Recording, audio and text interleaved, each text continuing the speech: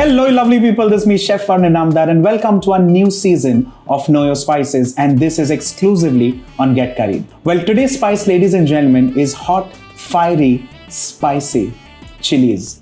And the recipe that I'm doing is actually from the heartland of India. It's actually a village recipe which is unusual, rare, and trust me, it's an undiscovered gem.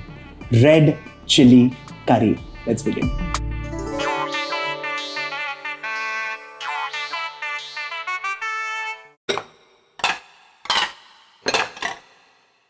Well, chilies or chili pepper are very typical to South America. Now, a lot of people think, well, India uses so many varieties of chilies in their recipes, and they think chilies were grown in India because they were also part of a lot of ancient recipes. Yellow chili, for example, has been used almost forever. But the beauty of this is that chili has traveled beautifully well. And let me tell you, what a wonderfully well-traveled spice. Since it came from South America, I'll come to that a little later, but there are more than 4,000 varieties of chilies, and let's not forget the crossbreeding that keeps happening almost every day, which kind of introduces us to new spices almost every day. Now let's quickly get into the recipe. First things first, let's add in coconut oil. Once the oil heats up, the first thing that goes in unusually are grains of rice, raw. And we fry these on medium flame for 5 to 7 minutes. Once the rice is kind of fried, you don't have to get any colorations of any kind. Let's add in seasoning seeds. Now, seasoning seeds, again, extremely unique, nothing to do with the Bengali Panchforan. This is a combination of coriander seeds, fenugreek seeds, mustard seeds, cumin seeds, and fennel seeds. Time to add in roughly cut red onions. And along with this, lots of garlic cloves. Let's mix this well and allow all of this to cook well. When the onions just kind of begin to turn translucent, we're going to add in sprigs of curry leaves. And along with this are dried Byadgi chilies. Stir this well and ensure the chilies get stir fried till they are wonderfully fragrant.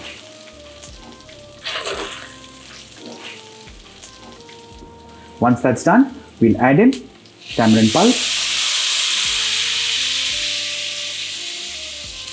water, and salt.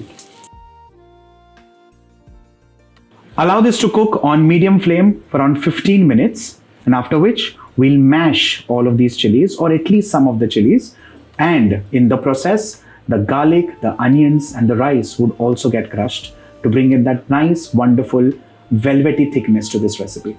Well, the question is, how did chilies come into India? Well, chilies are native, like I said, to South America, to the Americas, and the Portuguese travelers got it to India in the late 15th century.